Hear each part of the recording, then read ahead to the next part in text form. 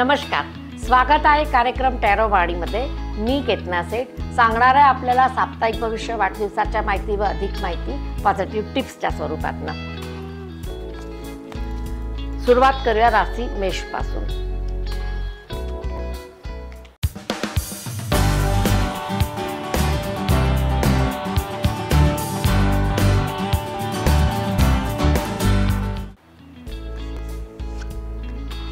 मेष राशीला sun card with moon card आहे। असं दाखवते की ग्रहाची महादशा अंतर्दशा तुम्हाला जर वेगळी येणार असेल, बदलणार असेल, तर इथं पण टॅरो कार्ड मध्ये असं दाखवते की चांगल्या ग्रहाची महादशा यायला लागलेली आहे। म्हणजे सूर्याची महादशा यायला लागलेली आहे किंवा सूर्याची एनर्जी यायला लागलेली आहे। सन कार्ड ऊर्जावान कार्ड आहे।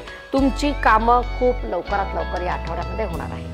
जे काय प्रोजेक्टवरती तुम्ही खूप दिवस झाले काम करता ते होत नव्हतं, या आठवड्यामध्ये होणार आहे। एखादा वाहन सुख घेण्याचं ज्यांचं स्वप्न आहे, इलेक्ट्रिक कार असेल किंवा बाईक असेल किंवा तुम्हाला एखादं मोठं व्हेकल मार्केटिंगसाठी पाहिजे असेल तर इन्व्हेस्टमेंट होताना दिसत आहे। आठवडा चांगला आहे। वृषभ राशी।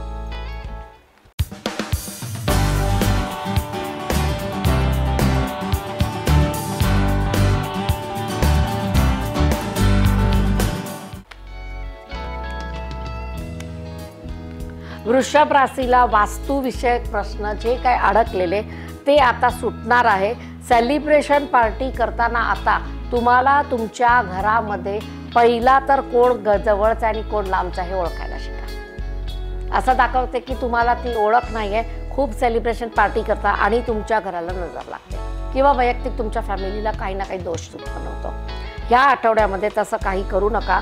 एखादी ट्रिप अरेंज करताना दिसत आहे, फॅमिलीची ट्रिप असेल तर तुम्ही जेव्हा केव्हा तिथं जाणार, लोकांच्या बरोबर मिक्स होताना सगळ्या घरच्या गोष्टी शेअर करायच्या नाही। लेडीज तर अजिबात नाही। या आठवड्यामध्ये एवढं लक्ष ठेवा, मनी ब्लॉकेजेस दूर होताना दिसत आहे, म्हणजे पैशाची अडचण सुटेल।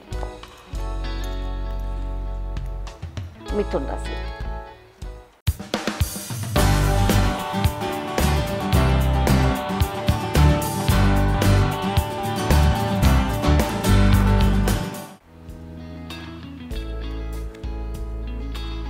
मिथुन राशीला आपल्या आयुष्याचं जस्टिस झालेलं दिसत आहे आणि आपल्या आयुष्याचा कडे बघण्याचा आता कल बदललेला आहे। इमोशनवर कंट्रोल आहे। जे काय हर्डल्स होते, आर्ग्युमेंट्स होते, वाईट लोक होती, त्यांना तुम्ही तिलांजली दिलेली आहे। शहर बदली, गाव बदली, जॉब बदली किंवा तुमचं चक्क एक वास्तू बदल होताना दिसत आहे। तुमच्या चांगल्यासाठी आहे। लक्ष्मीचं कार्ड आहे। एखादी लक्ष्मीची कृपा तुमच्यावर होणार आहे। घरामध्ये जे काय अडकलेलं धन आहे, वेस्ट झालेलं धन आहे, ते परत मिळण्याचा योग आहे। तर तुम्हाला अशा पद्धतीनं तुमचा आठवडा आणि पूर्ण रेखांकन करा की तुमची कामं सतत आणि सतत चालू राहणार। कर्क राशी।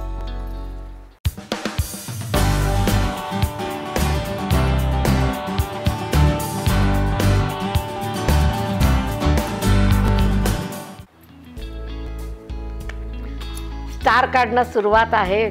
खूपच छान सुरुवात आहे आणि असं म्हणते कार्ड की तुम्हाला तुमच्या घरासाठी काही एक मोठं डिसिजन घ्यायचं आहे। वास्तूमध्ये राहू का नको, लग्न याच वेळी करू का नको, स्थळ चांगलं आलंय तर पुढे जाऊ का नको, तर ह्या पॉझिटिव्ह डिसिजनसाठी तुम्हाला कोणाचं मार्गदर्शन घ्यायचं आहे। लग्न करताना अवश्य टॅरो कुंडली मिळवणं गरजेचं राहील, कारण टॅरो कार्डमध्ये त्या दिवशीच समजते की ही जोडी टिकणार का नाही टिकणार। त्यामुळे एक रीडिंग ते गरजेचं राहील जर अशी काय वेळ आली असेल। जजमेंटवरती आठवडा आहे। पूर्ण जजमेंट घेतल्याशिवाय कुठल्याही गोष्टीमध्ये इन्व्हेस्टमेंट करायचं नाही आहे। कर्क राशीला फायनान्शियल धोका येऊ शकतो। लालच आहे। स्टार कार्ड गिडीनेसचं कार्ड आहे। खूप लालच दाखवतो की मी 1 रुपयाचे 10 रुपये करून दाखवणारी संधी येणार आणि ती संधी जर सोनं नाही झालं तर 1 रुपयाचे 10 रुपये दंड भरावे लागणार। सिंह राशी।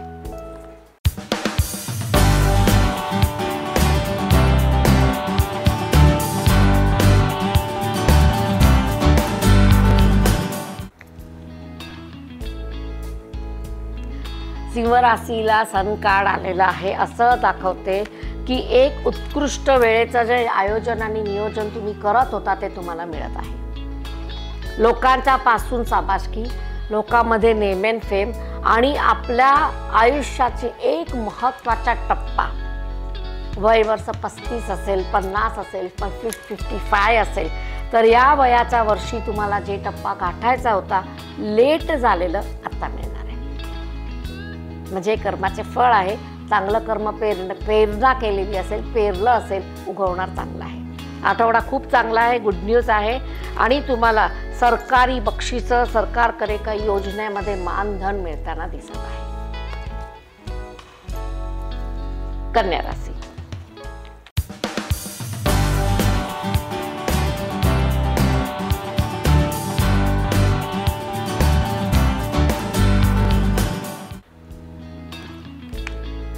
कन्या राशीला आपला स्वभाव खटकणार आहे आणि आपल्या स्वभावामध्ये फार मोठी चूक होणार आहे। स्वभावाचा मुळे डॉमिनेटिंग, इगोइस्टिक, लोकांना ऐकून न घेणे, परिवर्तन न करणे, स्वभाव सौम्य न करणे, हे जर डॉमिनेटिंग तुमच्यामध्ये असेल, एम्परर कार्ड म्हणजे असंच कार्ड आहे, तर तुम्हाला पूर्णतः कोसळण्याची चिन्ह आहे। फायनान्शियल, इमोशनल, फॅमिलीमध्ये बदनामी किंवा तुम्हाला मनी लॉस बिग होताना दिसत आहे। कर्ज काढायची वेळ येणार, हे नको आपल्याला। स्वभाव शांत करा, सौम्य राहा। या आठवड्यामध्ये असा कुठलाही घटना किंवा वादविवादला समोर जाऊ नका की ज्याच्यामुळे तुमचा इगो हर्ट होणार। हे जेंट्स लोकांना नाही, लेडीज लोकांना पण आहे। जेंट्सला तर आहेत, लेडीजला पण आहे। कन्या राशीच्या। तुला राशी,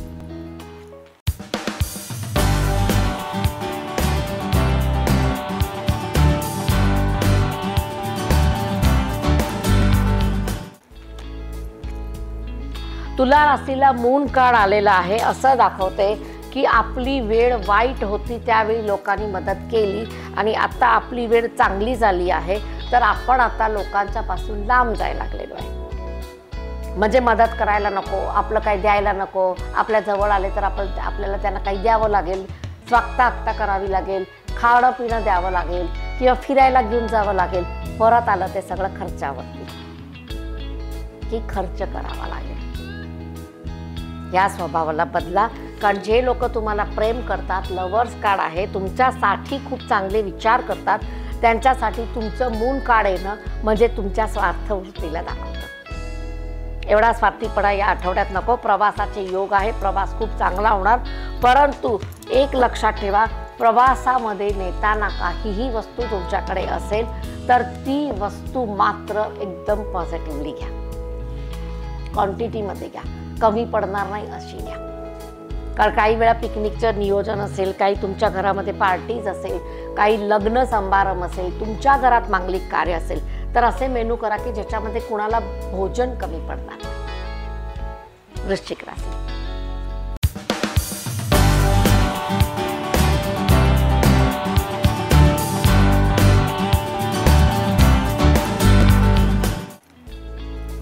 वृश्चिक राशीला स्ट्रेंथ कार्ड आहे विथ पेज ऑफ वँड्स कार्ड आणि कप कार्ड आहे। कप कार्डचं म्हणणं इमोशनवर कंट्रोल करा, नवीन सुरुवात स्ट्रगल ना आहे, तुम्हाला दिलेला शब्द पाळावा लागेल म्हणजे लागेल। शब्द दिलाय तुम्ही कुणाला, तो शब्द पाळावा लागेल। काही लोकांच्या घरामध्ये वादविवादाची स्थिती अशी होणार आणि तुम्ही शब्द देऊन येणार की मी हे सगळं बघतो, तुम्ही काय ह्याच्यामध्ये बघू नका, आणि ते तुम्हाला सगळं बघावं लागणार आहे। म्हणजे जबाबदारी घ्यायचा अगोदर, शब्द द्यायचा अगोदर खूप विचारपूर्वक बोला। कार्डमध्ये असं म्हणतोय की जर नाही पडलं तर हे कार्ड आहेच तुमच्यासाठी। म्हणजे माझ्याकडनं झालं नाही, सॉरी करा, माफी मागा, हे सगळं पाहिजे नको असेल तुम्हाला तर शब्द देऊ नका। या आठवड्यामध्ये शब्दाला फार किंमत राहील। धनुराशी,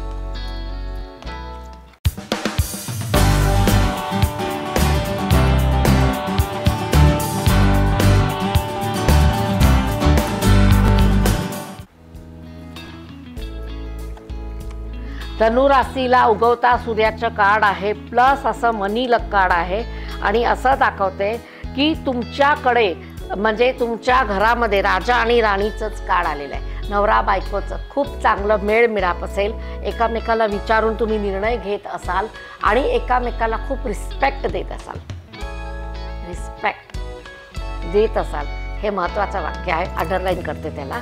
तर तुमच्या घरामध्ये येणारी आताची ऊर्जा आहे, या आठवड्याची ऊर्जा आहे किंवा होणारे काम आहे ते मांगलिक चांगले होणार.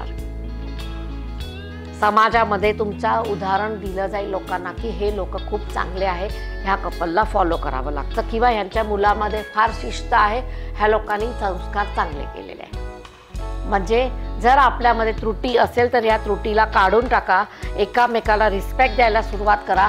तुमची मुलं जर लग्नाला आली असेल आणि नवरा बायकोचं घरामध्ये पटत नसेल, येणारी व्यक्ती बाहेरची तुमच्या घराची आबरू काढून जाईल.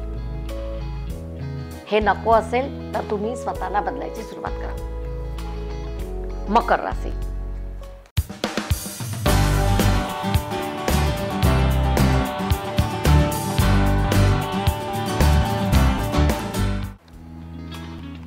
मकर राशीला आपलं काम महत्त्वाचं ठरलेलं आहे, खूप चांगले अपॉर्च्युनिटी आलेले आहे आणि त्याच्यातनं एक मोठी गोष्ट घडणार आहे, ते म्हणजे स्टेबिलायझिंग इन्फ्लुएन्स तुमच्या लाईफमध्ये येणार आहे. म्हणजे वय तुमचं जे काय असेल 35 वयाच्या आसपास किंवा 55च्या आसपास, तर तुम्हाला एक स्टेबिलायझेशन इन्फ्लुएन्स यायला लागलेला आहे, स्टेबिलिटीकडे कल आहे आणि पैसा खुरखुरणार आहे, कर्माचं क्षय मिळणार आहे. आणि या आठवड्यामध्ये तुम्हाला काही अमाऊंट तुमची हातामध्ये आल्यानंतर खुशी होणार आहे. मग एखादी डील असेल, प्रोजेक्ट असेल, प्रोजेक्टला गुड व्ह्यूज आले असेल तरी मिळणार किंवा एखादा यूट्यूबरला फार मोठी रक्कम मिळणार आहे. कुंभ राशी.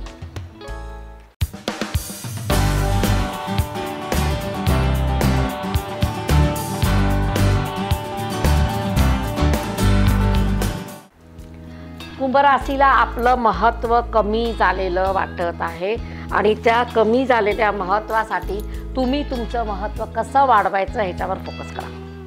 तिन्ही कार्ड मीडियम कार्ड आहे, फोकस्ड कार्ड आहे आणि असं दाखवतात की तुमच्यामध्ये चेंजेस करायची गरज आहे. स्त्री असेल तर राग सोडा, पुरुष असेल तर इगो सोडा, मुलं असेल तर हट्ट सोडा, तिन्ही वस्तू सोडायची आहे. आणि इथं कार्डमध्ये असं दाखवतंय की आपल्या कामामध्ये जे काय काम करतात, छोटं मोठं किंवा विद्यार्थी आहे, एकजूट काम करा. इथं लक्ष नाही, तिथं लक्ष नाही, कोण काय करते त्याच्यावर लक्ष द्यायचं नाही आहे. तर कुंभ राशीला या आठवड्यामध्ये खूप मोठी चांगली वेळ येणार आहे आणि आरोग्याचे धोके काही लोकांना जाणवणार आहे. दुर्लक्ष करू नका, आरोग्य चांगलं ठेवा. मीन राशी.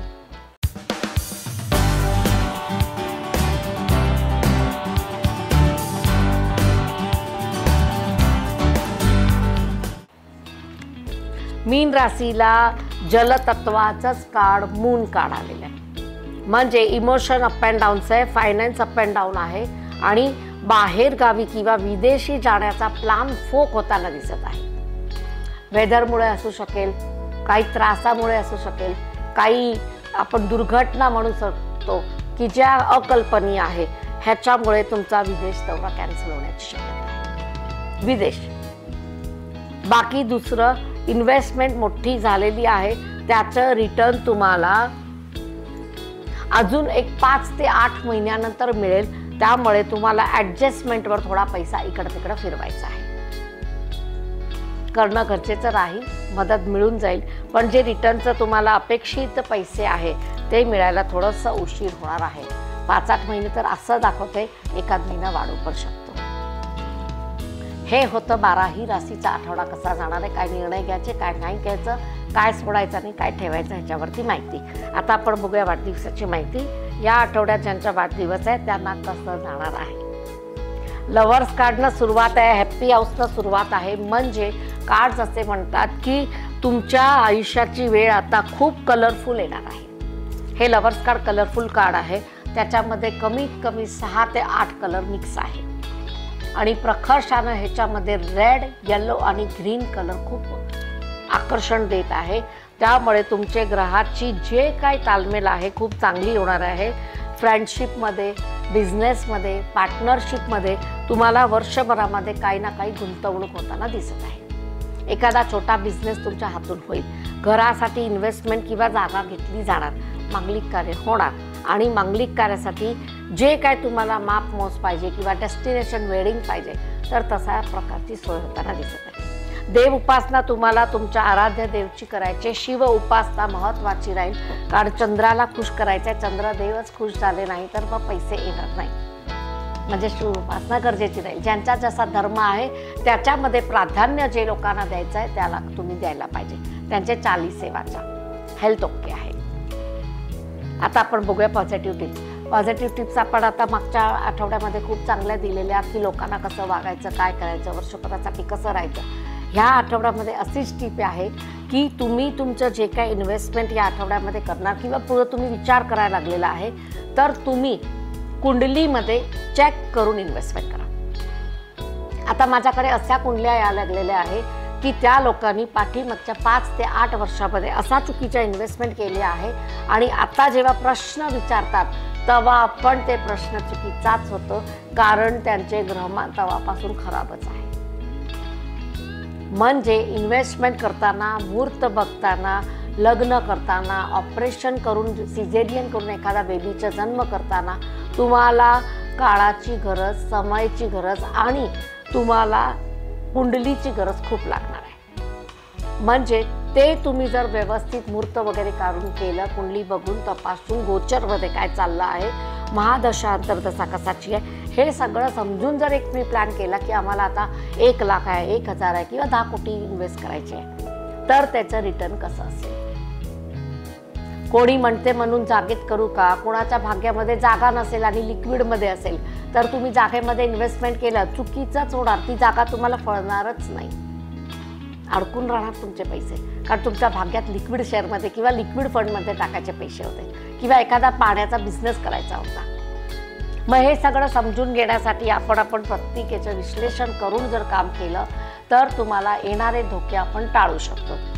त्याच्याबरोबर आपण जर आपली सिग्नेचर ॲनालिसिस करून घेतली की सिग्नेचरमध्ये काही लोक पास्ट, प्रेझेंट, फ्युचरला फार महत्त्व देतात, पण कशी सिग्नेचर आहे, त्याचा पाथवे कसा आहे, हे जर बरोबर असेल किंवा रॉंग असेल हे चेक केल्यानंतर जर तुम्ही पुढचे पाऊल उचलले किंवा थोडासा चेंजेस सिग्नेचरमध्ये केले तरीही फरक पडू शकतो. मग मोठ्या इन्व्हेस्टमेंटसाठी अनुकूल टिप्स हेच आहे: मुहूर्त बघणे, सिग्नेचर ॲनालिसिस करणे, योग्य गोचर कुंडली काढणे आणि कुंडलीमध्ये योग्य असेल आणि योग असेल तरच ते इन्व्हेस्टमेंट करणे.